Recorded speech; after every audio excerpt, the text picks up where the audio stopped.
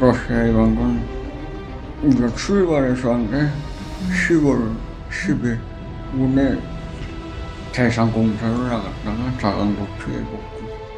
아, 그 홍수 피해? 네. 폭풍군단 17제국이 같은 거. 아유. 한 달 만에 북에 철수해가지고 10월 초에 또 나가지고 여기 도착했어.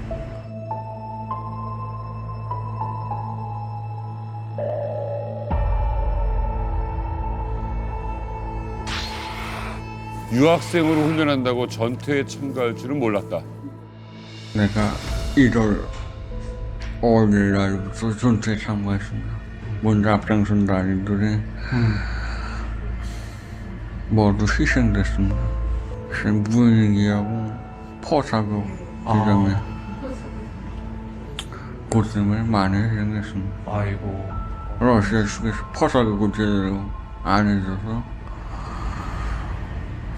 우리가 무모한 희생을 많이 했습니다. 최근 이만갑에 북한의 김정은보다 더 자주 등장하는 인물이 한 명 있습니다. 지난 1월 20일 취임한 이후에요. 하루가 멀다고 충격 발언을 쏟아내고 있는 미국의 대통령 트럼프인데요. 자, 전 세계 언론이 이제 트럼프의 입만 쳐다보고 있다라고 이야기해도 과언이 아닐 만큼 최근에 충격적인 이야기들을 참 많이 하고 있습니다. 이제 뭐 취임한 지 2달. 트럼프 댄스. 트럼프 댄스.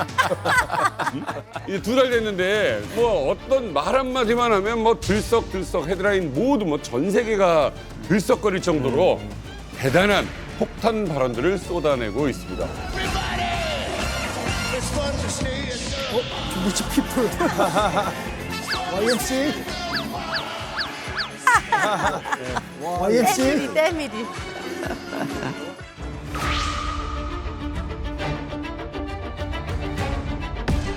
취임식에서 어마어마한 숫자의 서명을 Every single day of the Trump administration, I will very simply put America first.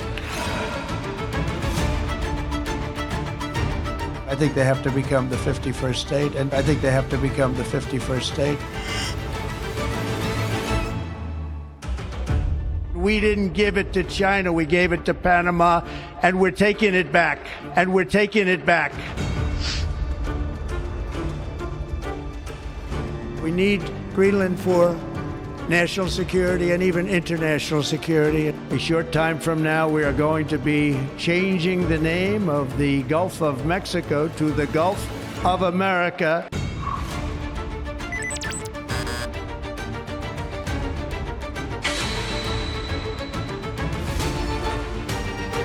아, 이거 진짜 민감한 거 아니에요? 미국 내에서는 벌써 바빴어, 저거.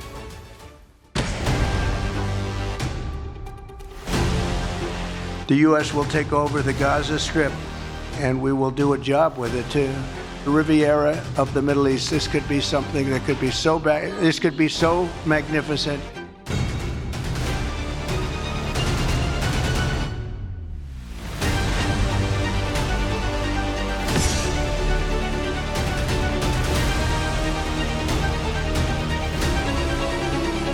During the war, everybody has problems. Even you, but you have nice ocean and don't feel now, but you will feel it in the future. Don't tell us what we're going to feel. Then you tell us, I don't want a ceasefire. I don't want a ceasefire. If you didn't have our military equipment, this war would have been over in 2 weeks. Together, we will make America great again. 네, 이제 뭐 취임한 지 2달밖에 안 됐습니다. 저 2달 동안 쏟아낸 발언들이 전 세계를 아주 들썩이게 만들고 있습니다. 또 당사자, 이 국가들은 아주 정말 비상사태가 났다랄 정도로 움직이고 있고요. 과연 트럼프는 왜 그런가? 앞으로 또 어떻게 될 건가? 이런 이야기를 한번 들어보고자 전문가 한 분을 모셨습니다. 북핵 문제와 북미 관계 전문가, 국방안보를 책임지고 있는 한국국방연구원의 이호령 책임연구위원을 모셨습니다. 반갑습니다. 네, 지금 한국국방연구원에서 북한 문제, 또 북미관계, 남북관계, 또 통일정책과 관련된 연구를 지금 수행하고 있습니다. 야, 아니 너무 궁금한 건 트럼프는 지금 왜 이렇게 폭주를 하고 있는 건가요? 앞서서 이제 그 잠깐 방송을 이제 보여줬잖아요. 근데 트럼프 대통령의 그 발언 중에 우리는 단순하게 앞에 복잡하게가 아니고 단순하게 아메리카 퍼스트를 달성을 하겠다. 네. 그러면 여기에서 우리가 좀 생각해 봐야 될 문제는 그럼 지금은 아메리카 퍼스트가 아닌 국제 질서이구나. 그래서 미국을 다시 위대하게 트럼프 일기 때는 마가를 갖고 왔던 거를 지금 들어와서는 또 마가 2.0을 이야기를 하고 있잖아요. 위대한 게 위대하지 않다라는 거죠. 위대해야 되는데 위대하지 않다. 그러니까 미국이 그만큼 쇠퇴를 했다라는 건데 이 쇠퇴하게 된 원인이 뭐냐. 이거는 그동안의 유럽 국가들, 또 동맹 국가들, 파트너 국가들에게 미국이 그동안 안보를 보장을 해줬다. 이 비용이 우리가 너무 많이 나갔다. 그리고 그동안에 이 안보를 위해서 경제 부분과 관련돼서도 우리가 관세라든지 이런 걸 낮춰줬더니만은 우리 미국 경제가 더 안 좋아지고 그 혜택을 받은 중국이 지금 더 잘 살더라. 그래서 이거 다시 정상화를 시켜야겠다. 중국의 영향력이 높아진 이 질서를 다시 한번 재편을 해야겠다. 그래서 아메리카를 다시 위대하게 그래서 황금 시대를 만들겠다라고 나온 거라고 볼 수가 있겠죠. 제가 또 그 3대 투자가라고 하는 짐 로저스 회장인 일을 도와드리고 있잖아요.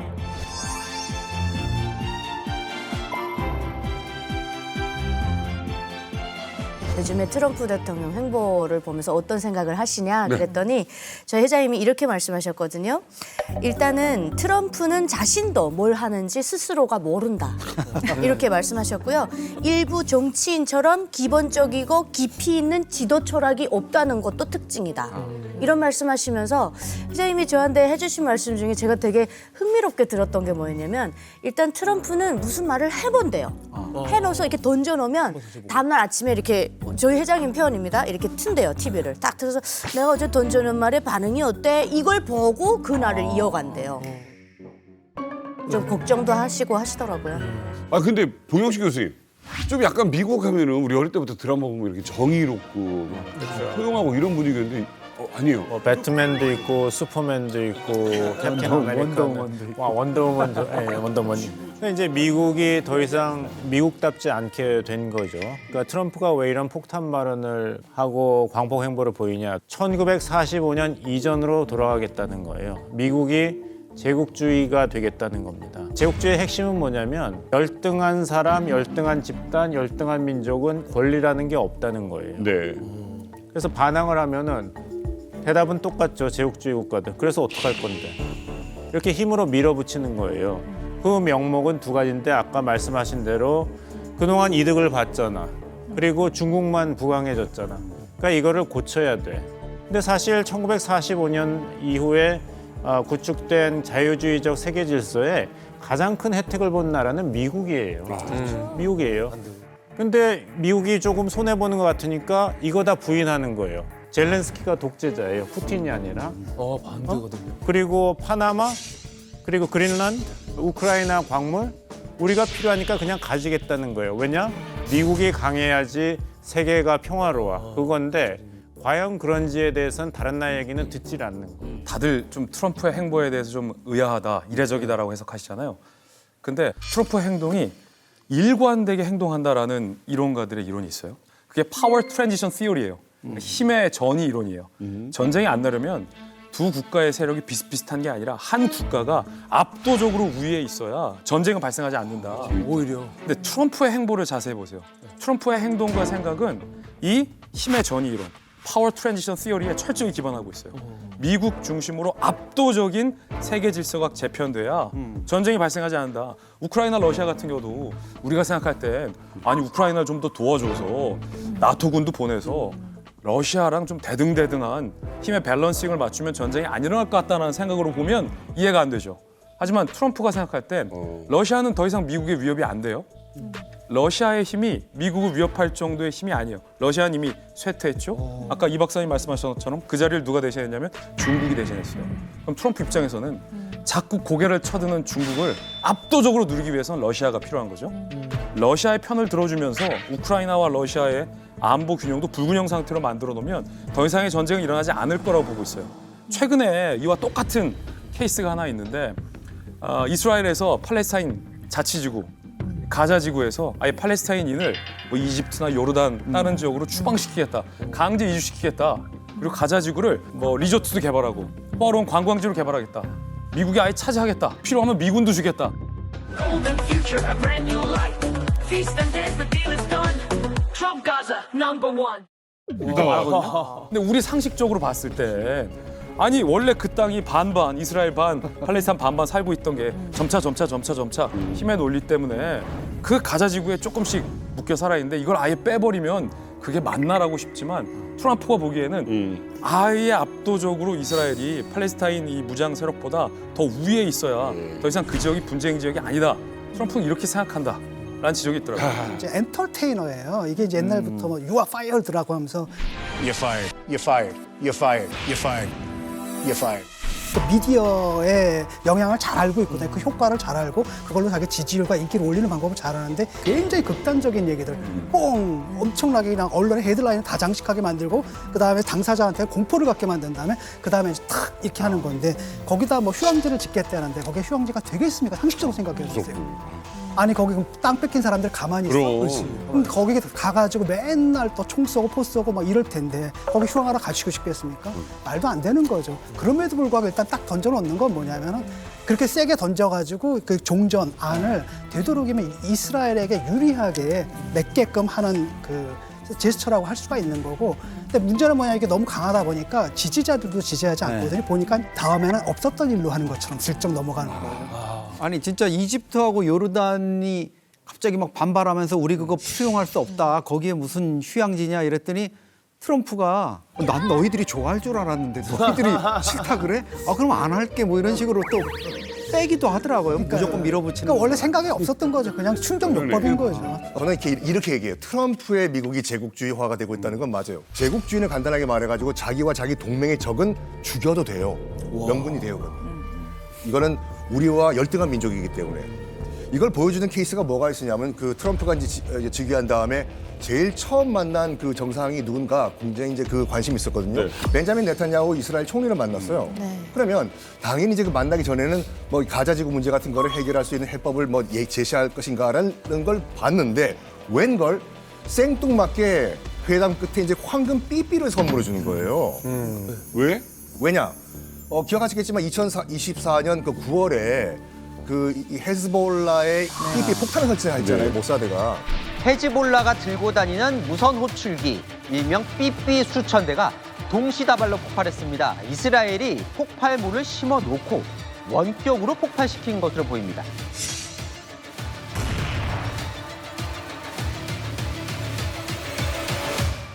휴대전화를 쓰면 이제 위치가 발각되기 때문에 페이저 삐삐를 써라. 이 안에 이제 폭탄을 심은 거예요.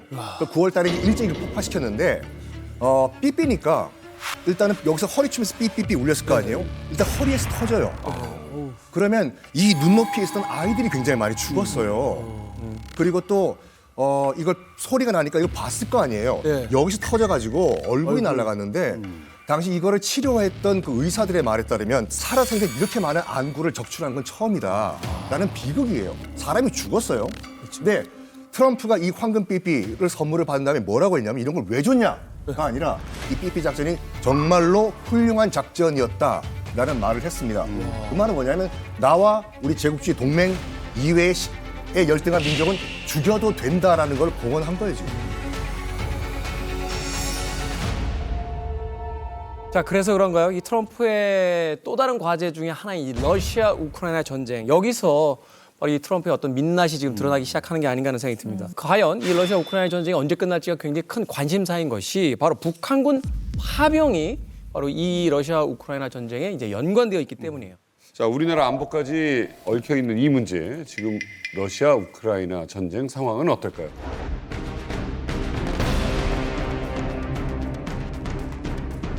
야, 진짜 오래 3년이 흘렀네요. 진짜.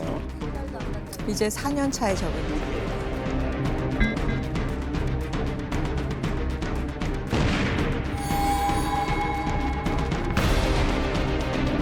We're negotiating with Russia, Ukraine, trying to get that horrible situation over with. I've had very good talks with Putin, and I've had not such good talks with Ukraine. But we're not going to let this continue. This war is terrible. 그러면서 또 노란 타이를 또 했어요. 우크라이나를 상징하는.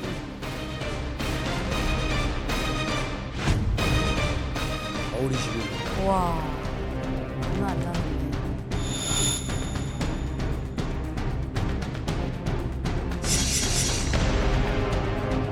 토류 50%를 내놔라. We're looking to do a deal with Ukraine where they're going to secure what we're giving them with their rare earth and other things. They have great rare earth, and I want security of the rare earth. And they're willing to do it.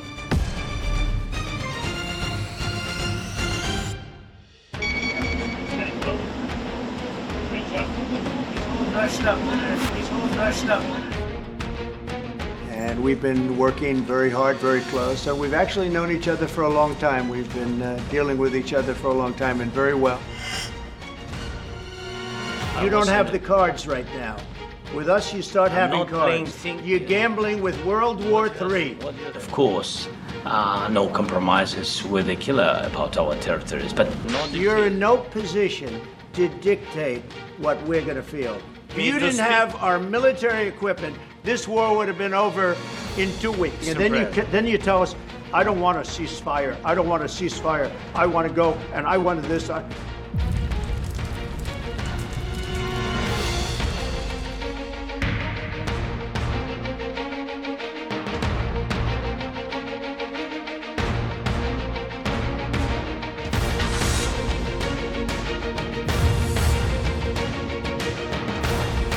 어떻게 이게 바뀌었다고 대통령 바뀌었다고 이렇게 바뀌어요? 지금 보면은 이제 트럼프 대통령이 네. 맨 처음에는 자기가 백악관에 들어가는 날 바로 종전 협상할 수 있다. 당연히 안 됐죠. 네. 그러고 나서 상반기 안에 하겠다. 6개월 안에 하겠다. 네. 그러고 나서 그 다음 나온 말이 이제는 4월 20일 전까지 하겠다. 또 거기에서 유럽 국가 빠져라. 그다음에 우크라이나 빠져라 하고 당사자가 빠진 협상을 하고 여기에 속도를 내고 그러고 나서 여기에 협정과 관련돼서 협력을 하지 않으면 지금 중요한 게 스타링크를 빼겠다라는 거예요. 그 위성 그죠? 네네. 지금 우크라이나 전쟁이 지금까지 3년 이상 지속될 수 있었던 가장 어떻게 보면 중요한 것이 네. 바로 정보잖아요. 그거 멈추면 지금 그런데 깜깜이 되는 거네요. 그렇죠. 근데 스타링크를 멈추겠다고 하니까 사실상 젤렌스키가 미국이 트럼프가 압박하는 그 협상을 지금 수용할 수밖에 없는 그런 상황인 거고. 근데 또 하나 또 우리가 또 주목해서 봐야 될 것 중에 하나가 왜 이렇게 히토류 50%에 지금 또 트럼프가 거기에 또 포커스를 두고 있느냐. 보면 히토류라는 것이 바로 반도체에 많이 쓰이는 물질인 거잖아요. 그럼 지금 세계 4차 산업혁명의 가장 중요한 물질이 바로 또 히토류인 그렇죠. 거죠. 보면 세계에서 가장 히토류가 많이 나는 데가 중국인 거죠. 맞죠. 근데 중국이랑 무역과 관련돼서 모든 거를 다 단절을 하자. 네. 그럼 이제 대안을 찾아야 되는데 그 대안으로 가장 좋은 게 지금 우크라이나인 거죠. 그러니까 우크라이나에서는 뭐냐면 원하는 건 그거거든요. 일단은 나토 가입. 근데 그건 받아들일 수 없다. 그렇다면 미군이라도 좀 주둔해달라. 그것도 안 된다. 그래서 하는 게 뭐냐면 아니 그게 50% 우리를 줘. 그럼 우리가 거기 들어가 있잖아.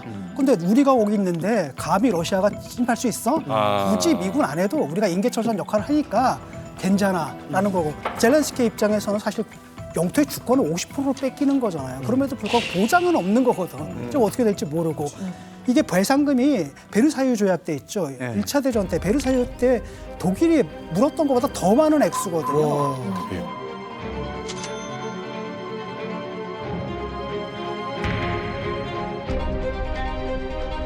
일차 대전 끝난 다음에 연합군에서 독일에 그냥 무장을 다 해제시켜버립니다. 군대를 못 갖게 만들어버려요. 두 번째가 뭐냐면 엄청난 배상금을 물리는데 독일의 사람들이 견뎌낼 수가 없는 거고 특히 국경지대가 있잖아요. 거기 탄광이 있는데 탄광에서 탄 그거 자원을 그냥 프랑스로 가져가는 거예요. 가니까 독일 사람들이 그걸 보잖아요. 눈으로 보거든. 그래가지고 항의를 하잖아요. 그럼 프랑스 경찰이 와서 사람들을 때려요. 자기 나라인데. 이걸 보고 사람들이 열받은 거고 그러니까 히틀러가 나왔을 때 하일 이랬던 게 그런 게 있거든요. 근데 지금 여기가 지금 그런 상황인 것 같아요. 다 하겠다는 건데 한 가지 더 황당한 건 뭐냐면 그래도 프랑스는 자기들이 뭐 전쟁으로 피해를 좀 입었는데 이건 뭐야 미국이잖아. 그러니까 러시아가 그런다면 몰라도 또 미국이 그러니까 완전히 제3자가 들어와가지고 사실은 뭡니까 어부질이라 그러죠. 싸움은 둘이 했는데 이걸 엉뚱한 사람이 챙기는 이런 황당한 상황이 이제 벌어진 거죠. 첨언을 하자면은 그 베르사유 조약 231조였잖아요. 전적으로 독일한테 책임이 있다 그래서 배상금을 물렸는데 그게 얼마나 독일 경제를 파탄시켰냐면은 인플레이션이 너무 심해져가지고 바이마르국하고 중앙은행이 나중에는 지폐를 발행하는데 앞면만 인수했어요. 뒷면은 백지고 어차피 잉크 낭비하면 안 된다. 휴지가 될 거니까. 그리고 그때는 이제 부부가 밖에 외식하러 나가면은 메뉴를 보고 식사를 주문하잖아요. 그 자리에서 내야 돼요. 왜냐면 식사가 끝날 때쯤 음식값이 오르거든요. 대박이다. 미리 내야 돼요. 선물로. 그러니까 다들 불만이 가지고 나치가 나와가지고 다시 독일을 다시 위대하게 만든다니까 열광을 했죠. 만약 우크라이나에 이런 광물 협약 같은 걸 미국이 그냥 만든다? 그러면 반미 감정이 없을까요? 엄청나. 지금 뭐 트럼프가 지금 우리가 돈 낸 거 다시 달라 이건데 공식적으로 지금 바이든 행정부 당시에 미국 의회가 승인한 5차례 지원 패키지가 총 우리 돈으로 252조예요. 지금 트럼프가 요구하고 있는 것이 히토류 포함 광물 해가지고 우리 돈으로 720조잖아요. 그러니까 지금 보면은 엄청난 문장이라고 진짜 그렇게 달라고 달라고 하고 있어요 지금요. 뭐 한 150조 뭐 이렇게. 그거 못 주면은 히토류 같은 광물 채굴권을 우리 달라라고 하는 거죠. 그러니까 이제 협상의 전략으로 보면 일단 야 750조 내놔라고 했는데 원래는 252조잖아. 그러면 그랬어? 그럼 한 500조 정도로 해볼까? 라고 했을 때 500조의 협상이 끝나면 처음에 750조를 들었던 사람 입장에선 가격이 떨어진 것 같은 느낌이 생긴다는 건데 이게 전형적인 비즈니스 상술이라는 거예요. 삥 뜯기면서도 감사하게 되는 상황. 그러니까 깎아줘서 고마워라고 이야기하는 내가 늦는데 이런 말하자면 심리적인 거. 그러니까 사실 트럼프가 이 비즈니스적으로 굉장히 탁월한 사람이잖아요. 그런 어떤 여러 가지 전술들을 지금 외교 전술에다 쓰고 있다고 볼 수 있어요. 아니 그래도 이 지원한 금액의 3배를 달라고 하는 건 사실 지금 어떻게 보면 우크라이나가 지금 거의 전쟁 때문에 그렇죠. 초토화가 됐잖아요. 근데 이건 너무한 거 아닙니까? 이거? 그러니까 이제 앞서 말씀하신 것처럼 실제 그 가격대로는 되지는 않을 거다라는 건 이제 알 수가 있는데 그러면 왜 이렇게 무리를 할까? 지금 보면 전부 다 무리하고 있잖아요. 그린란드부터 시작해서.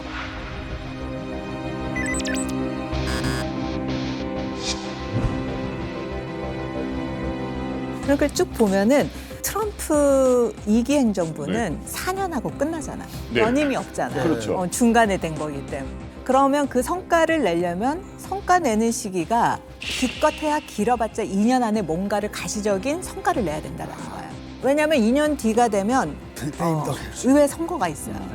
지금 보면은 상원, 하원 다 공화당이 우세라고 하지만 자석이 몇 차이가 안 나요. 지금 그래서 중간 선거가 되면은 이거는 민주당이 이길 거다. 왜냐하면 지금 트럼프 앞에서 지금 2년간에 이렇게 해놓은 외교 정책뿐만 아니라 다양성, 그다음에 형평성, 포용성에 해당되는 이 부분을 지금 전부 다 트럼프가 지금 다 제거해 버렸거든요. 그럼 이런 것들은 민주당을 지지하는 사람들, 또 아니면 좀 중도층에 있는 사람들. 이 굉장히 반감을 갖고 있는 이슈이기 때문에 중간 선거 때가 되면은 민주당이 승리할 것이다라고 지금 점쳐지고 있는 상황인 거죠. 그렇다면 트럼프 대통령이 국내 정책이든 외교 정책이든 이런 거에서 취할 수 있는 최대의 시간은 2년밖에 없다. 그러니까 성과를 내야 되는 거예요. 그렇죠. 성과를 내는 시기가 2년이다. 2년 안에. 자, 이렇게 트럼프는 러시아 우크라이나 전쟁을 자기가 원하는 대로 이제 끝내기 위해서 협상의 주도권을 잡으려고 합니다. 정말 트럼프의 말처럼 4월 20일까지 종전이 될 수 있을지 관심이 모아지는 가운데 우리에게 정말 더 큰 관심은 이제 러시아를 돕기 위해서 참전한 북한. 이 북한이 과연 종전이 됐을 때 어떤 위치를 이제 점하게 될 것이냐. 이게 또 가장 중요한 부분 중에 하나가 아닌가 하는 생각이 듭니다. 국정원이 우크라이나에 북한군 한 11,000명, 12,000명이 투입됐다고 밝힌 게 이제 작년 10월 중순이었고요. 맞아요. 쿠르스크 지역으로 본격적으로 투입된 게 12월 중순. 근데 이미 1월 중순께 4,000명이 전사장자가 났다. 진짜 1,000명이 사망하고 3,000명이 부상했다. 이렇게 해서 처음에는 젤렌스키가 좀 너무 과장하는 거 아닌가 이랬는데 사실 우리 정보기관이나 미군 당국이나 현지 매체들도 그 정도 피해가 일어난 건 맞는 것 같다. 이런 얘기가 나와. 원래는 한 4월쯤이면 전체 12,000명력이 다 전멸할 수도 있다 이런 얘기가 이제 나왔거든요. 네. 이제 앞으로 이게 그 어떻게 되고 북한 내부 상황이 지금 어떤지 현지의 전장 상황이 어떤지 이런 거에 대해서 궁금증이 있었는데 2명의 포로가 잡혔지 않습니까? 맞아요, 맞아요. 북한군의 참전 사실을 결정적으로 이제 증언해주고 또 북한군 내부에 도대체 무슨 일이 벌어지고 있는지를 알려줄 포로들의 동향이 궁금했는데 이 포로 2명이 우리 언론과의 인터뷰에서 입을 열었습니다.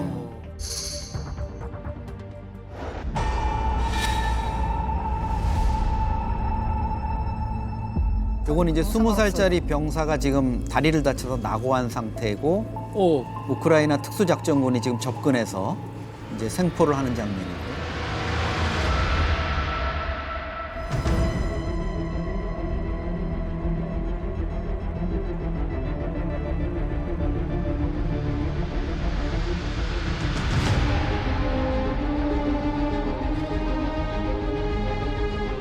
러시아의 방금 우리가 출발해서 한 게 10월 10일 오늘 대상 공사를 나갔다가 자강도 피해 복구. 아, 그 홍수 피해? 네. 폭풍군단 17제 여기 같은 거. 한 달 만에 불에 철수해가지고 10월 초에 또 나가지고 여기 도착했어.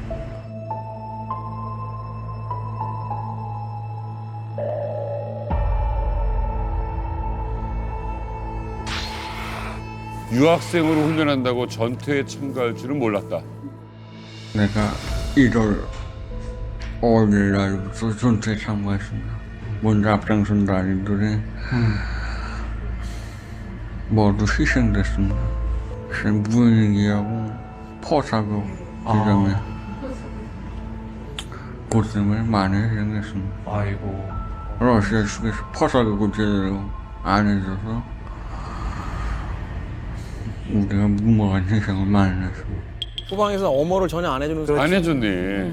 완전 총알바지. 드론에 대해서 자세히 배우지 않았습니까? 우리가 그 훈련할 때 빠른 사람만이 찬다 이런 식으로 훈련을 했으니까 마개 무인기라고 합니다. 그 큰 무인기인데 폭탄을 달고라는 걸 밤마다 이렇게 요동산 감식에 해가지고 폭탄을 떠오르는 그런 무인기란 말이야. 몇 명이 있다가 혼자 살아난 거죠? 나 말고 5명이 있던 상태에서 5명이 먹던 다 희생됐습니다. 혹시 자폭하라고 그렇게 지시를 받았나요? 명령을 받았나요? 그죠? 우리 민군단에서 포로는 균줄이 나갔습니다. 야, 이제 앞으로 어떨 거냐. 되게 좀 마음이 어느 한쪽으로 좀 정해진 게 있습니까? 80%는 결심을 했습니다. 우선 난민 신청해가지고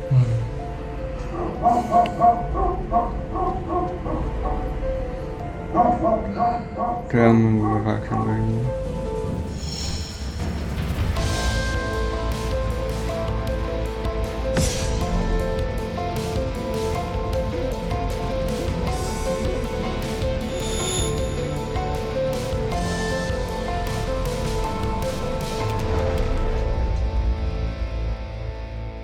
저는 이 영상이 우리 이만갑을 통해서 더 많이 알려졌으면 좋겠습니다. 북한 당국이 지금 쉬쉬하면서 속이고 있어요. 통제에 세게 들어갔습니다. 그래서 파병 보낸 군인 가족들을 다른 곳으로 강제 이주시켰다라는 내부 소식통 보도도 나왔는데 이런 영상들이 직접 이 대한민국이 북한군 포로를 직접 인터뷰한 거잖아요. 저기엔 어떠한 조작이나 개입도 없습니다. 실제 영상을 통해서 북한말을 쓰고 있는 실제 북한 군사가 대한민국으로 가길 원한다.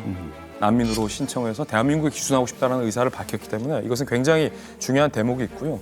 앞서 이제 북한군 포로들이 밝혔는데 어떻게 이들이 북한에 있다가 러시아 전쟁 쿠르스크까지 가서 희생될 수밖에 없었는가의 과정을 좀 보면요. 이것도 되게 기가 막힙니다. 작년 7월 자강도에서 큰 홍수 피해가 났습니다. 거기에 이제 피해 복구 지원을 위해서 폭풍 부대랑 정찰총국 일부가 그 현장에 가요. 피해 복구를 위해서. 그런데 간지 한 달도 안 돼서 다시 원대 복귀 명령이 떨어졌다는 겁니다. 그리고 나서 10월에 블라디보스토크로 보내져서 군사 훈련을 받았다는 거예요. 이때는 그냥 해외에 가서 훈련한다라는 명목으로 보냅니다. 블라디보스토크에서 아주 간단한 군사 훈련을 받고 12월에 곧바로 실전 투입이에요. 쿠르스크에 가서야 실전 투입하기 직전에 너희들이 전쟁터에 왔다라는 사실을 알려줬다는 네. 그 얘기도 다 이번에 인터뷰를 통해서 시인을 했거든요. 이 말은 북한이 내부적으로는 8월부터 파병에 대해서는 늦어도 준비하고 있었다. 네. 그리고 그 2달 전 작년 6월에 무슨 일이 있었냐면 푸틴이 평양으로 날아가서 김정은을 만나죠. 그때 아마 김정은과 푸틴 사이에 한국 파병에 대한 얘기가 다 합의됐을 거다라는 네. 얘기가 설득력 있게 나오는 대목입니다. 그래서 곧장 파병하려고 했는데 7월에 홍수 피해가 크게 터져서 조금 몇 달 지체된 게 아닐까 네. 이렇게 보고 있습니다. 지금 보니까 무슨 막 대단한 특수부대 요원 어쩌고 했는데 지금 보니까 그냥 어린 병사들이에요. 아이들이 유학 간다고 알았대잖아요. 지금 북한이 제일 최전방에서 막고 있는 게 사실은 정보 차단이거든요. 그렇죠. 이 정보가 들어가면 깨우치니까. 그래서 제가 북한에 있을 때도 이제 저희 오빠도 군대를 갔댔지만 북한의 부모들은 아이를 이렇게 군대 내보낼 때 항상 하는 말이 그겁니다. 조국의 바친 몸이다라고 생각을 하라는 겁니다. 그러니까 10년 동안 군대 가면 살아 돌아오면 고마운 거고 10년 동안은 바친 몸이기 때문에 얘네들이 나가서 죽든지 살든지 부모한테 알려주질 않아요. 그리고 만약에 이제 나중에도 지금 현재는 안 보냈을 것 같은데 아마 나중에 보내겠죠. 전사증 하나 달라당 옵니다. 근데 거기에 무슨 뭐 보상이 있기랍니까? 뭐가 있습니까? 정말 원한이 사무치는 거죠. 알 방법이 없습니다. 사망자가 1000명에 이르는 이런 상황이 되니까 언제 어디서 왜 죽었는지에 대한 언급도 없고 시신도 당연히 없죠. 왜냐하면 지금 우크라이나 전쟁이 워낙 급박하고 있기 때문에 시신을 제대로 수습을 안 하고 있는 거예요. 우크라이나군 당국 얘기는 북한군이 떼죽음을 당했거나 이런 벙카를 다 화염방사기 같은 걸로 소각 처리를 하고 있다잖아요. 북한군 참전 흔적을 숨기기 위해서. 덜렁 가족들만 은밀하게 불러서 전사했습니다 하면서 뭐라 그랬느냐, 조국의 명예를 걸고 성스러운 전투훈련에 참가했다가 사망했다. 이렇게만 밝히는데 내용도 유족들한테 또 보안 서약을 요구한다는 거예요. 어디 가서든지 발설하지 않겠다. 북한에서는 이전에 역사적으로 보면 이전에 그 중동 전쟁에 북한이 비공식 참가했던 적도 있고 베트남 전쟁에도 참가했던 적도 있는데 그때도 실질적으로는 참가해서 죽었다는 것까지도 공개한 적이 없어요. 그러니까 이런 것들은 아마도 앞으로도 김정은이 공개할 수도 없고 북한의 주민들이나 일반 주민들은 여러 가지 우리 탈북민들이 여기 와 있고 친척들이나 전화를 통해서 한 해 평균 하루에 탈북민들이 500 내지 1000통을 하거든요. 북한 주민들하고 내부 대략적으로 보면. 근데 그것이 연결이 안 됐을 거라고 보지는 않습니다. 그런 측면에서 아마 다 공개되지 않았을까. 또 하나 화가 나는 건 뭐냐면 전쟁터에다 군인들을 보내려면 정보라든지 전술에 대한 것을 하나라도 더 가르쳐 줘야 생존의 확률이 올라가는데 사실은 이 드론에 대한 것들을 왜 안 알려줬을까를 생각을 해보면 그래서 결국은 허무하게 저렇게 지금 군인들이 죽어가고 있는데 허무하게 지금 동료들이 다 죽었다는 거 아니에요 지금? 아까 그 말 들으니까 빠른 놈만이 산다라는데 그 말 딱 어처구니가 없는 게. 어처구니가 없죠. 아니 드론보다 빠른 사람이 어디 있어요? 아, 그럼요. 이런 식의 얘기거든요. 그러니까 사실 보게 되면은 애초에 돌격 부대로 투입하는 게 문제거든요. 아니 왜 지네나 병력을 보내지 왜 북한 병력을 보내? 또 하나는 뭐냐면 그 영상을 보잖아요. 전투 보병 차량이 없어요. 네. 알보병을 보내요. 알보병을 보냅니다. 그렇게 된다면 저쪽에다가 화력 지원이라도 해줘야 되거든요. 안 쏴줘요. 그러니까 애들이 그냥 가가지고 완전히 우크라이나 그 드론의 그 사냥감이 돼버리는 거거든요. 그러네요. 하나하나 한 사람 잡는 것들이 다 녹화가 될 정도로 명확하거든요. 드론 하나가 나타나면 조를 짜가지고 어떻게 한다라든지 이런 기본적인 훈련, 러시아군 같은 경우에는 원시적이나마 그런 훈련을 받거든요. 근데 이런 것 없이 가가지고 알몸으로 부딪히면서 자기들끼리 깨우친 거예요. 죽어가면서. 실질적으로 보면 이게 전쟁이 3년이 계속 지속이 되었잖아요. 네. 그러면 이 한반도 지형이랑 지금 우크라이나 지형은 완전히 틀리죠. 완전히 우리는 다르죠. 산악 지역인 거잖아요. 맞아요. 산악 지역에서 빨리 뛰어야지만 살아남는다. 왜냐하면 그 친구는 폭풍 군단에서 경보병 같은 경우는 의무가 빨리 뛰어가서 임무를 수행을 하는 거거든요. 맞네요. 그러니까 이 친구는 배운 게 북한에서 한반도 지형에 맞게끔 배운 그렇지. 특수군의 훈련을 갖고 거기 가서 개활지에 가서 열심히 뛰어본데 결국에는 저격을 당하는 수밖에 없는 거죠. 지금 북한 군인들이 그 뭐 4,000명 죽거나 다친 사람 외에도 우크라이나 쿠르스크에서 지금 전쟁을 치르고 있거든요. 그 전쟁 영상을 담은 그 모자이크 처리가 되지 않은 그 장면들을 보면 정말 참혹하게 그지없고 국제사회에서 이게 거의 유튜버들 뭐 이런 사람들이 상업적으로 이걸 활용하면서 조롱거리가 되고 있어요. 그래요. 드론이 날아다니고 이래가지고 혼비백산하는 그 막 어쩔 줄 모르는 북한군 병사들 영상에 어떤 음악이 깔리느냐. 우리 한국 동요 둥글게가 깔리고 있어요. 그러니까 진짜 사람 죽는 거를 네, 찍는 죽는 거니까. 장면에 막 이렇게 하는데 그리고 오징어 게임에서 나왔던 네, 그 장면에 심지어 음악을. 정말 입에 올리기도 너무 참혹한 장면이지만 이 시신들이 그냥 방치돼가지고 들짐승이나 가축들의 날 풀려봐요. 해치는 이런 단계까지 갔는데 거기에 이 유튜버들이 뭐라고 달았냐. 북한 너희들 옛날에 그 개를 식용으로 먹고 있지. 이제 개들이 너희한테 복수하는 거야. 이런 식의 조롱이 담기는데 김정은은 지금 이런 처참한 상황을 그냥 이렇게 은폐하고 방관만 하고 있는 겁니다. 사실 저는 개인적으로도 가장 좀 안타까운 게 잡히면 변절이다. 뭐 잡히면 자포가라. 그렇지. 그래가지고 세멸당해가지고 자폭한 시신들이 많았다는 게 조금 안타깝더라고요. 그러니까 북한의 세뇌는 우리 대한민국 분들은 이해 못해요, 절대로. 아, 북한은 그 장군님을 위해서 내 목숨을 초계와 같이 바치는 것이 최대의 영광이고 정치적인 영원한 생명을 가지는 것이 내 인생에 살면서 제일 의미 있는 삶이다라는 것을 아주 4살 때부터 죽을 때까지 교육을 시킵니다. 어릴수록 더 아직 세뇌가 더 단단해요. 그러니까 지금 나와 있는 평균 연령이 18살이잖아요. 북한이 16살이면 군대 갑니다. 16살이면 학교 졸업하거든요. 교육을 했을 거예요. 잡혀가면 이제 남조선 그 대한민국 것들이 우리를 잡아가지고 너네 뭐 어떻게 고문을 하고 지금 그 옴동설안에 자폭한 군인들의 피비린내가 진동을 했다 하지 않습니까? 그러니까 이건 현상이에요. 누가 하나 옆에 동지가 죽으면 자기도 따라 죽는 거예요. 야 이렇게 잡혀가지고 뭐 내가 군인으로서의 그런 임무를 못할 바엔 다 죽어버렸다. 아니 솔직히 포로가 될 바에는 죽으라고 하는 게 정말 끔찍한 게 뭐냐면 세계사적으로 일본 제국주의가 욕을 먹는 가장 큰 이유가 뭐냐면 포로가 될 바엔 죽어라 했어요. 옥쇠라고 하잖아요. 일본 왕을 위해서 옥처럼 분쇄되라 이거거든요. 특히 이제 가장 치열했던 오키나와 전투 같은 경우에는 군인들만 죽는 게 아니라 상당수의 많은 오키나와 주민들을 죽였어요. 이런 말 했다니까요. 미군들이 상륙하면 너희들 성폭행하고 다 죽일 거니까 미리 죽어라 예요. 그래서 그 말을 믿고 아버지가 와이프랑 자녀 다 죽이고 자기도 죽고 가미가지 특공대 같은 경우에도 내가 이 비행기를 몰고 나가면 죽는 걸 알아요. 아, 이건 너무한 거 아니에요? 소년 그 전투 조종사들이 남긴 글이 있었거든요. 정말 난 죽고 싶지 않다. 그럼. 근데 내가 이걸 비행기를 몰고 나가야 되는 것은 난 숙명이다. 다음 생에서 또 만나십시다 어머니라고 그 남긴 글이 있거든요. 어린애들. 그러니까 일본 제국주의가 욕먹는 만큼 북한도 욕 먹어야 돼 솔직히요. 그럼요. 그리고 우리가 참고할 수 있는 그 선행 케이스가 있어요. 뭐냐면 한국 전쟁 끝낸 다음에 이제 우리가 서로 상호 포로 교환을 했지 않습니까? 당시 우리가 이제 중공군과 이제 북한군 측에서는 무조건 다 돌려보내달라라고 요구했어요. 근데 연합군 측에서는 무슨 소리냐? 이 어린애들이 군대 끌려오고 싶어서 끌려왔겠냐? 자기 자유의사에 맡기자. 해가지고 연합군 측은 자유의사에 맡겼어요. 북한 가고 싶은 사람 가라. 그리고 중공군 너희들도 뭐 중화인민공화국으로 돌아가고 싶은 사람 돌아가라. 그리고 너희들이 우리가 이제 자유중국으로 불렀던 그 중화민국 대만이죠. 그 장개석의 대만으로 가고 싶은 사람은 우리가 미군 함정을 이용해가지고 보내줄게. 초이스를 줬어요. 그래서 이 케이스를 적용을 하면 돼요. 너희들 어디 가고 싶냐? 가라. 보내주겠다. 그러면 대한민국에 오고 싶다라고 하면 올 수 있는 거예요?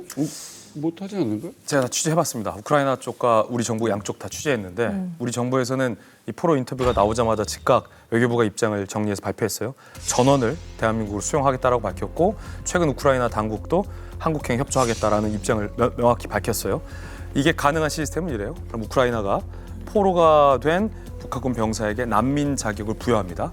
난민 자격으로서 제3국 대한민국에 가길 희망하는 겁니다. 그럼 우리나라가 뭐 다른 제3국을 거치지 않고 직항기를 우크라이나 보내서 대한민국의 귀화를 허용하면 다 되는 겁니다. 북한군 포로들은 대한민국에 올 가능성이 현재는 더 높은 상황입니다. 근데 이 와중에 김정은은요, 이 북한군을 챙기기도 바쁠 상황인데 오히려 러시아군을 먼저 챙기고 있다 하는 이야기가 있습니다. 이게 무슨 이야기입니까? 수상하기도 하고 좀 의아하기도 한 일인데요. 우크라이나전에서 부상을 당한 러시아 군인 수백 명이 북한에 와가지고 지금 치료를 받고 요양을 하고 있다. 이런 소식이 지금 북한 내부에서 흘러나오고 있는 겁니다. 쿠르스크에서 사실 북한까지는 모스크바보다도 훨씬 엄청 멀죠. 그러네요. 근데 그 거리면 거의 이제 항공편을 이용해가지고 오지 않으면은 올 수 없는 거리인데 병원비하고 체류비도 안 받고 있다? 받는다고. 네네. 이게 도대체 의문이 풀리지가 않고. 그래서 미국 전쟁연구소에 따르면은 네. 그 사람을 인터뷰한 내용도 나와 있어요. 그냥 시설은 편한데 내 몸을 뭐 요양하는데 그게 특별한 엑스트라는 없었다. 그러니까 실질적인 치료를 받는 건 아니라는 거죠. 저는 다른 목적이 있다고 저는. 다른 목적은 결국에는 군사 기술 네네. 아니면 우크라이나 전장에서 습득한 전술이라든지 이런 현대전에 해당되는 거를 지금 북한군에게 그 부분을 전쟁을 학습시키는 라는 생각이 듭니다. 뭐 실제 내부에서는 나온 정보를 보면 네. 평택남도 신흥군에 있는 이민군 47 요양소와 뭐 평안북도 구성시에 있는 이민군 백성원 휴양소가 있다는데 특수 군사 교류 이수구이라고 그러는데 제가 진짜 이 지역을 조금 알거든요. 우리 말하는 폭풍군단의 핵심 지역입니다. 이런 훈련 때문에 갔다고 볼 수 있으면 있지 요양소나 이런 치료받는 거는 절대 아니라고 저는 그래요. 젤렌스키 대통령이 2월 14일 독일 뮌헨 안보회의에서 북한이 약 3,000명 정도 추가 파병할 가능성이 있다고 이야기를 했는데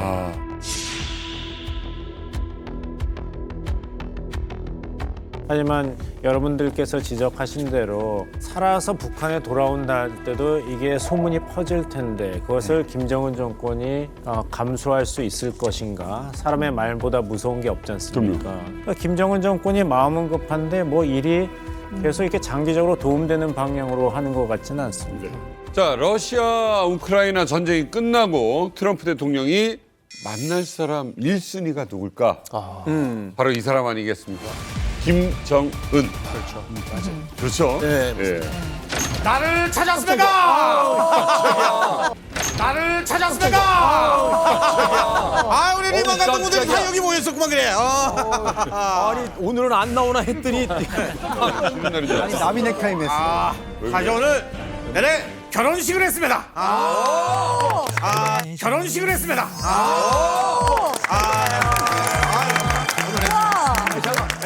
실제 제 작정은이 결혼식을 했습니다.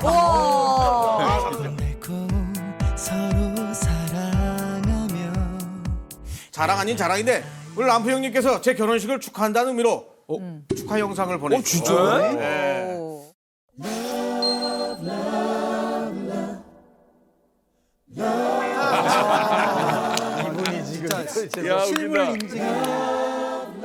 Showed a letter that I received just yesterday from Chairman Kim, which is a extraordinary letter.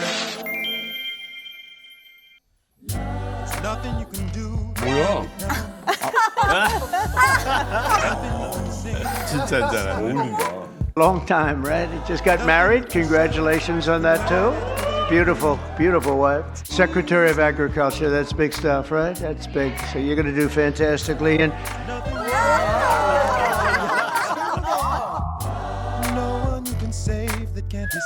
어머, 야 너무 예쁘다. 너무 행복해 보이네요. 저는 이쁘네. 확실히 뭐 최고의 다이어트는 포샵. 어쨌든 트럼프의 지금 뭐 발언을 가지고 이야기를 하다 보면은 여러 나라 압박을 가하고 있습니다. 뭐 중국이고 어디고 다 압박을 가해서 다들 놀래고 있는데 유독 김정은한테만 보고 싶어 부드러운 이야기를 했어요. 네, 그래서 어떤 평론가는 트럼프와 김정은의 브로맨스 2기를 맞이했다라는 이야기를 하기도 합니다.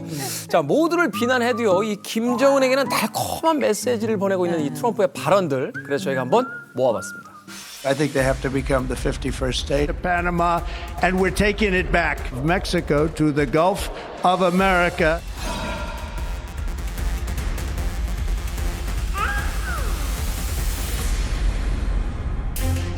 Kim Jong-un, very smart, very tough, but he liked me and I got along really well with him and we were safe. North Korea, Kim Jong-un, I got along very well with him. You know, it's nice to get along with somebody who has a lot of nuclear weapons or otherwise, isn't it? I said, just relax, go to let's go to a baseball game. I'll show you what a baseball.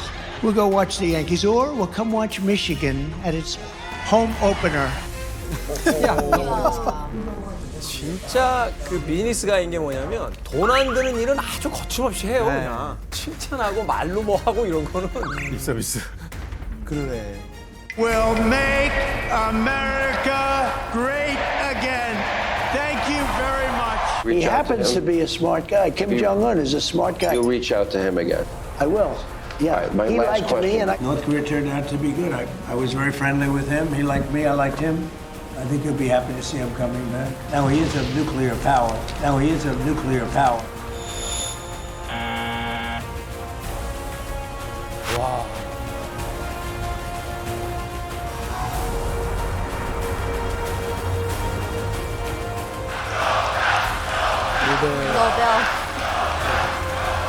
That's very nice, thank you. That's very nice. Nobel. Nobel. 되게 좋아한다. 좋아해.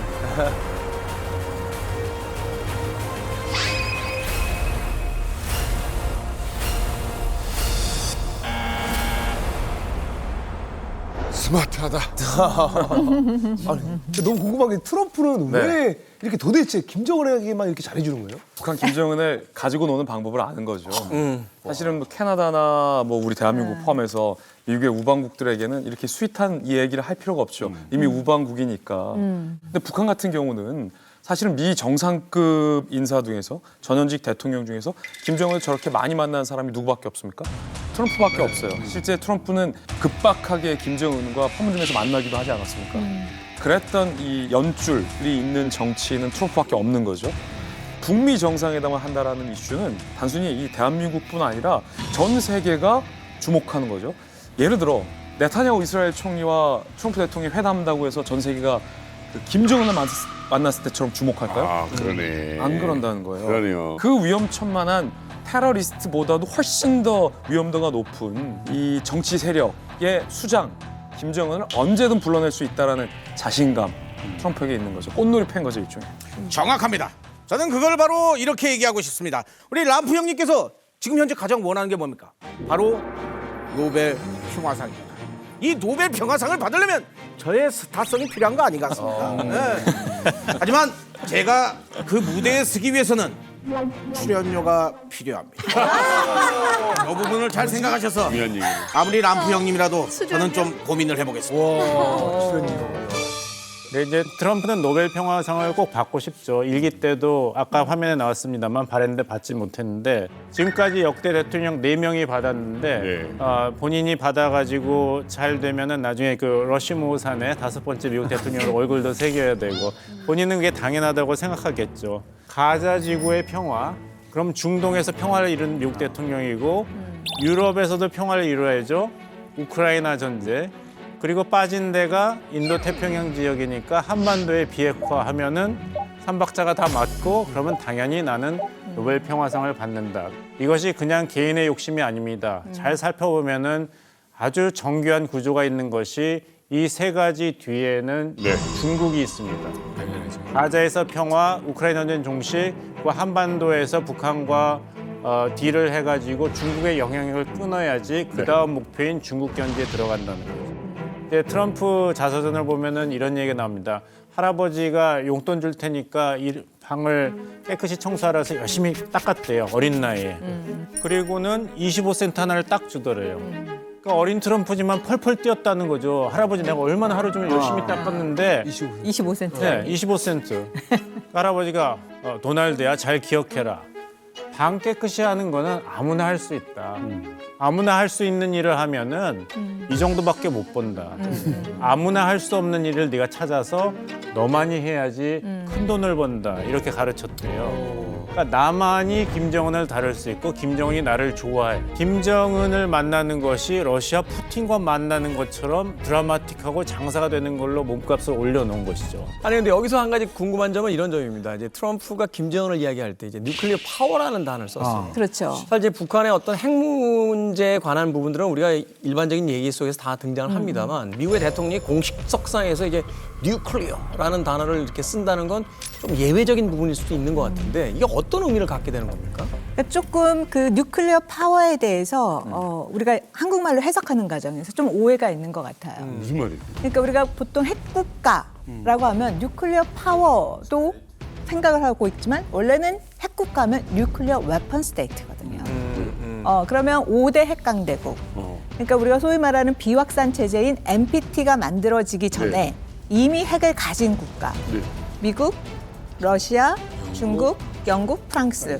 5개 국가죠. 상임이사국과 유엔의 상임이사국이 만들어진 이 국가들이 뉴클리어 웨펀 스테이트로 핵국가라는 말을 쓰고 우리가 핵 군축이라고 이야기했을 때 이 핵 군축도 이 5개 핵을 갖고 있는 뉴클리어 웨펀 스테이트 간에 하는 게 핵 군축이에요. 그런데 우리가 뉴클리어 파워 하니까 북한을 핵국가로 인정한 거 아니야?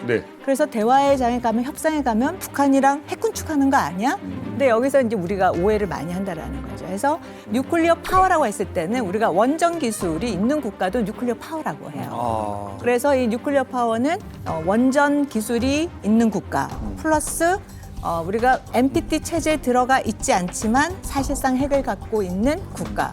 뭐 인도, 파키스탄, 이스라엘. 우리 핵국가로 인정하지 않아요. 그냥 거기도 그냥 뉴클리어 파워인 거죠. 그래서 사실은 이 박사님 잘 설명해 주셨는데 미국 언론 내에서도 뜨겁게 논쟁이 됐어요. 왜냐하면 트럼프 대통령뿐만 아니라 이 국방장관 지명자도 북한은 핵을 가지고 있다. 핵 보유국이라는 용어를 써서 이 언론들도 백악관에 굉장히 많은 질의를 하고 논란을 했어요. 그래서 백악관이 입장을 정리해서 최근에 발표를 했어요. 트럼프 대통령과 국방장관이 의미한 뉴클리어 파워는 핵을 불법적으로 개발하고 있는 그 현상 상태를 의미하는 것이지 NPT가 규정하고 있는 공식적인 핵 보유국을 의미하는 게 아니다라고 백악관이 선을 그으면서 트럼프 행정부는 일기 때와 마찬가지로 CVID 완전하고 불가역적인 비핵화가 목표다라고 백악관에서 명백하게 입장을 정리하는 일도 최근에 있었어요. 그러니까 상황만 이야기한 것이지 지위를 준 것이 아니다. 그렇죠. 트럼프가 북한을 대하는 태도를 보게 되면 첫째는 빈말이에요. 개인적으로 칭찬합니다. 스마트하다, 뭐하다. 김정은 기분 굉장히 좋게 합니다. 돈 한 푼 안 들어요. 두 번째로는 뭐냐면은 마치 핵국가를 갖고 있다. 물론 이제 핵 보유국으로 인정하는 건 아닌다 하더라도 어떤 정도의 지위냐 하면 예를 들어 이스라엘이나 인도나 파키스탄처럼 갖고 있잖아요, 실제로. 그런데 사람들이 제재 안 하거든. 그거라도 인정받으면 어느 정도입니까? 그러니까 여기에 대한 희망을 살짝 주는 거예요. 살짝 주면서 그다음에 북한으로 하여금 저희 의도가 뭐지? 그러니까 불분명한 겁니다. 이거 인정하겠다는 거야, 안 하겠다는 거야, 헷갈리는 상태에서 기대감을 갖게 하는 거죠. 기대감을 갖는 동안에는 얘네들이 망동을 못 합니다. 그래서 정말로 트럼프가 있는 동안에 핵 활동이 동결이 됐었거든요. 그럼 트럼프는 봐라, 내가 이렇게 다루는 거야. 이러는 건데 북한도 이제는 그걸 알았을 거라는 거예요. 일기까지 이렇게 넘어갔는데 그래서 그 다음에는 어떻게 될지 모르겠습니다. 아니 그렇게 비핵화를 이제 조건으로 하면 어떻게 보면 하노이 때랑 또 똑같은 상황이잖아요. 그럼 김정은이 좀 만나려고 할까요? 정확합니다. 정확합니다. 사실 이 김정은이가 아시다시피 제가 그동안 가진 핍박과 구박을 받으면서도 핵거리면서 핵을 고다시켰는데 왜 핵을 도대체 인정을 안 해준지 모르겠습니다. 우리의 핵을 인정할 때 만남이 의미가 있지 않나 이런 생각을 해봅니다. 근데 이거를 바꿔서 생각해 보면 트럼프 대통령과 다시 만나지 않는다면은 미국과 국제사회가 북한의 핵을 인정할 시간은 오지 않잖아요. 그러니까 인정을 받기 위해서는 만남이 있어야 되고 또 이렇게 멋있게 차려입으셨는데 세계가 북한을 또 김정은 정권 우러러 보려면 미국 대통령과 정상회담 하는 것보다 더 큰 행사가 어디 있습니까? 그렇죠. 그러니까 몸값을 올리려면은 잔치를 벌여야죠. 출연료 논할 때가 아니에요. 지금 출연료를 원하는 지금 봉 교수님이 설득하고 있는 거야. 썰기돼가지고 이거. 이렇게 북한에 대해서 이야기해주는 대통령을 언제 만날 수 있을 것인가? 트럼프는 미국 헌법상으로 3선이 안 됩니다. 이번 4년이 마지막이에요.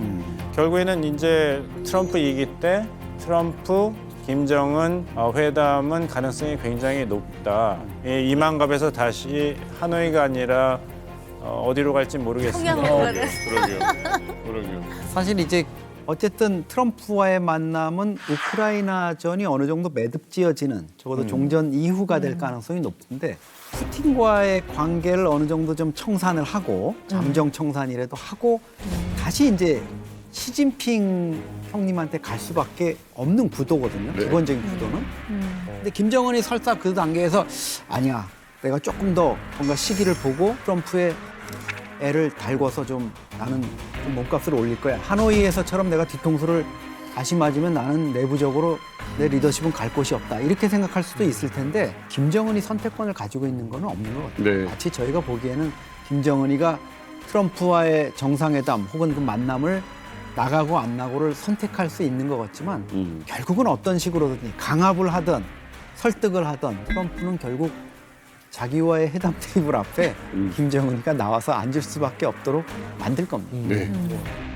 근데 이제 결국 비핵화시키고 싶은 사람과 끝까지 핵을 포기하지 않을 사람. 이제 이 두 사람의 만남이잖아요. 일종의 이벤트 같다는 생각도 해요. 이게 계속 어떤 실체보다는 지난 몇 년 동안 계속 쌍방이 지금 언론 플레이들만 하면서 어떤 승부가 나는 경우는 별로 본 적이 없어요. 이것도 그냥 노딜로 끝나는 거 아닙니까? 또 이번에도? 저도 대화에 응해서 한번 쇼오프는 하지만 딜은 없을 거다. 왜냐하면 작년에는 누가 최대 적대국이었냐? 네. 한국이었거든요. 적대적 두 국가론을 이야기를 했는데 북남 관계는 더 이상 동족 관계, 동질 관계가 아닌 적대적인 두 국가 관계, 전쟁 중에 있는 두 교전국 관계로 완전히 고착되었습니다. 이번에 전원회의를 통해서 나온 거는 한국에 대한 얘기는 하나도 없어요. 그러게요. 오히려 이제 미국에 대해서 최강경 대미 전략을 취하는 게 우리의 전략이다라고 선포를 했어요. 핵무기는 협상 대상이 아니라는 거예요. 이거는 우리의 생존권과 관련된 문제다라고 했기 때문에 얘를 협상의 장에 핵무기를 들고 나간다? 있을 수 없다라는 거죠. 그런 점을 봤을 때 이번 2기에서도 트럼프 대통령이 노벨상을 타기 위한 쇼커스로 정은이를 불러낼 수는 있겠지만 그래서 대화를 한번 미팅은 할 수 있겠지만 협상이니 뭐니 이런 것들은 일어날 가능성은 저는 거의 없다. 그러니까 제가 봤을 때는 그 트럼프가 북한의 비핵화에는 관심이 없어요. 그러니까 지금 목표가 만약 노벨 평화상이라고 하면은 뭔가 업적이 필요하잖아요. 업적만 필요해 지금. 그 업적을 어떻게 만드냐. 그러니까 지금 그 트럼프도 그렇고 김정은도 그렇고 협상 스타일이 이제 바텀업이 아니라 탑다운이잖아요.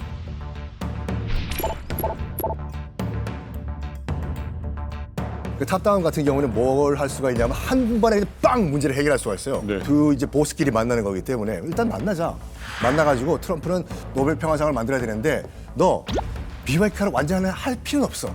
하는 척만 보여줘. 그러니까 비공식 군축을 해. 완전한 비핵화가 아니라 군축한다고 뭐 효과가 있냐라고 하시는 분도 계시겠지만 이게 큰 의미가 있는 게 뭐냐면 아시다시피 1987년도에 당시 레이건 대통령이랑 고르바초프 서기장이랑 중거리 핵 미사일 군축 협상을 벌였어요. 다 없앤 게 아니라 군축 협상을 벌인 것 자체로도 냉전을 끝냈다는 큰 업적 평가를 받고 있거든요. 그 정도만 하라고 2년 동안 쇼를 해달라. 그럼 내가 노벨 평화상 받으면 난 만족하겠다. 그럼 김정은이 또 얘기하겠죠. 그럼 그쪽에서 나 뭐 줄래? 대사급 외교 관계 수립하자. 평양에 미국 대사관 만들고 워싱턴 DC에 북한 대사관 만들어라. 봐봐요. 이게 뭐냐면 그 북한 같은 경우에도 큰 좌절을 느낀 그 케이스가 일단 소련과 구소련과 우리가 이제 대사급 외교 관계를 체결했고 특히 중국과 92년도에 우리가 국교를 수입하고 베트남과 수입했을 때 정말 좌절했대요. 이 세상에는 우리만 고립돼 있구나. 그 대사급 외교가 상당히 중요하거든요. 그럼 뭐냐면 북한도 절대 포기 안 해요. 비핵화는 척만 하고 난 노벨 평화상 하나만 탈게 이렇게 될 경우가. 그런데 우리가 핵군축 북미 관계하면 핵군축 얘기를 뭐 비공식적이라든 뭐 여러 가지 표현으로 핵군축이라는 표현을 많이 쓰게 되는데 저는 거기서 좀 조심해야 될 부분이 하나 있을 것 같아요. 87년에 왜 핵군축이 가능했었느냐를 생각해 보면 고르바초프라는 인물이 있었기 때문에 가능한 거예요. 네, 당연하죠. 그다음에 그럼 그 고르바초프는 어떤 정책을 갖고 이 핵군축으로 이끌어냈느냐. 바로 그 유명한 페레스트로이카와 글라스노스트인 거죠. 개혁과 신사고. 그러면 김정은이가 그런 게 있느냐. 없다라는 거죠. 개혁 마인드도 없고 신사고 마인드도 없고 그리고 어떻게 보면 전략도 없고 정책도 없는 지도자가 이런 협상장에서 미국에 의해서 그런 핵군축이라는 그런 말을 한다고 해서 얘가 넘어갔을까에 대한 그 부분을 생각한다면 그럴 가능성도 없고 실질적으로 북한 사회를 변화시킬 만큼의 역량도 안 된다는 거죠. 저는 걱정이 많은 사람이라서 좀 반대 의견을 말씀드리겠습니다. 그 오죽하면 집에서 저는 걱정부 장관이라고 하는데 트럼프 백악관에서 1기 때와 마찬가지로 북한의 완전한 비핵화다. 저는 안심이 안 돼요. 트럼프 1기 때 목표가 북한의 완전한 비핵화라고 표면적으로 했지만 완전한 비핵화도 미국만 완전하게 안전한 북한에 비핵화하면 되는 것이지 북한이 미국을 직접 공격할 수 있는 ICBM 기술만 차단한다면은 트럼프 정부 기준으로는 이것이 북한의 완전한 비핵화라고 할 수가 있어요. 그래서 협상장에 가서 김정은 트럼프 간에 미국을 공격할 북한의 능력만 제거한다면 트럼프는 그걸 받을 것 같아요. 이것이 북한의 완전한 비핵화. 봉 교수님께서 이제 말씀하신 부분은 사실 저희가 우려하고 대비를 해야 돼요. 근데 이제 기술적으로 보면 핵무기라는 것은 핵 생산 시설과 원료 재가공 시설을 문을 닫거나 폐쇄하면 향후 몇 년간 그 시설을 완벽하게 복구하지 않는다면 핵 생산 능력이 줄어듭니다. 근데 이제 ICBM 같은 경우는 ICBM 미사일을 생산해 놓은 것을 파괴한다? 혹은 ICBM 생산 공장을 문 닫는다라고 북한이 가시적으로 미국에게 신뢰를 줄 수 있을 정도. 그러니까 딱 ICBM으로 미국을 타격할 수 있을 정도의 비핵화라는 그 기준이 상당히 좀 모호한 측면도 있기 때문에 설사 이제 북한이 모호하기 때문에 트럼프 대통령이 그것을 자국민에게 팔 수 있는 그런 가능성이 더 높다는 거죠. 북한이 시간을 두고 계속해서 회기를 약속했고 그 프로세스가 오늘 밤 자정부터 시작된다. 그럼 벌써 성공하고 완결된 거예요. 그래서 트럼프는 자녀 임기 동안에 그건 계속 진행 중이다. 잘 되고 있다니 연락받았다. 베리베리 잘 되고 있다. 이렇게 얘기하면 그리고 임기 끝나는 거예요. 업적이 중요한 거예요. 네, 두 번째, 김 교수님이 얘기했듯이 김정은 위원장 입장에서도 어느 형태라도 북한과 미국 간의 대사급 외교 관계를 시작한다는 거 합의만 내세우면 굉장히 큰 이득을 얻을 수 있습니다. 왜냐하면 봐라, 미국과도 한국전쟁 때 싸웠던 미국과도 우리가 국교 정상화를 했으니 이제 남은 나라는 너 일본밖에 없다. 우리 국교 정상화를 실현하고 거기 2조에 따라서 식민지 시대 때 폭력과 지배에 대한 배상금을 지불해라 그러면 북한은 잭팟이 터지는 거예요. 그걸 바라는 건 맞습니다. 그러니까 일본으로부터 배상금이 들어오면은 김정은 이제 돈 걱정이 없는 거예요. 드디어 결정을 했습니다. 뭐요? 다음 정상회담의 통역은 통영식 동무가 해달라고. 지난번에 보니까 통역하고 나서 다들 사라지죠. 근데 아무튼 제가 트럼프 보면 노벨상 받은 다음 주부터 북한 끝이에요 또. 하고 나면 줄 사람 생각도 안 났는데. 그러니까 하도 얘기하다 보니까 받는 것 같다.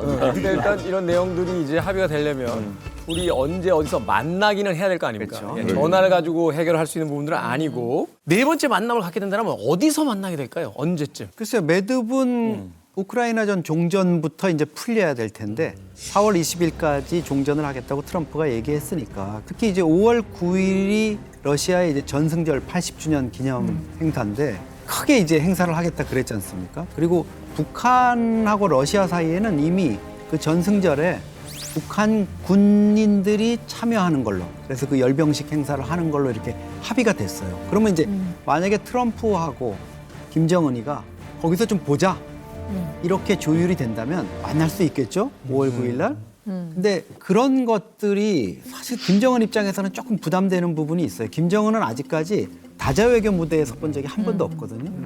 그런데다가 이게 뭐 세상에 센 트럼프, 푸틴, 시진핑이 모이는데 잘못 끼어들었다가는 셋이서 뭐 야 우리는 이렇게 하자 이러는데 어버버버 하다가 거기에 휘말리면 비핵하고 뭐고 이건 뭐 뼈도 못 추리고 본전도 못 찾고 나오고 이러는 상황이 생길 수가 있을 거예요. 그래서 쉽지는 않겠지만 트럼프 입장에서는 김정은이를 한껏 띄워주고 이러려면 사실 워싱턴으로 부르는 방법도 있겠죠. 보면은 지금 미국의 첫 번째 전략은 러시아인 것 같아요. 우크라이나 종전 과정에서 푸틴이랑 만나서 그 미국과 러시아 간의 그 딜 속에 패키지 안에 담겨져 있지 않을까라는 생각을 해봐요.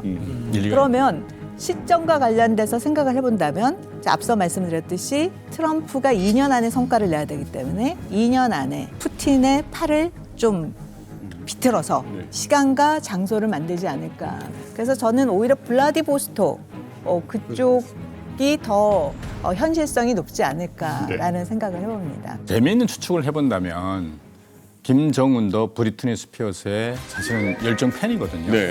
베이비 원 모 타임 같은 거 노래도 부르고 트럼프가 김정은이 좋아하는 브리트니 스피어스를 초청해서 김정은이나 또 김정철이 같은 사람들을 초청한다면 참 좋은 그림이 돼가지고 혹시 평양과 워싱턴 간의 그런 거리에도 형성되지 않을까? 브리트니 스피어스를 보기 위해서 미국으로 갈 수도 있다. 혹시 그런 낚시를 해가지고. 아니요, 듣다 보니까 그 어떻게 제 애창곡까지 그렇게 또 알고 있습니까? 베이비 원모타임은 제가 오늘 아침 일어나서 머리 감으면서 불렀던 노래입니다. 항상 즐겨 부르는 노래. 베이비 원모타임.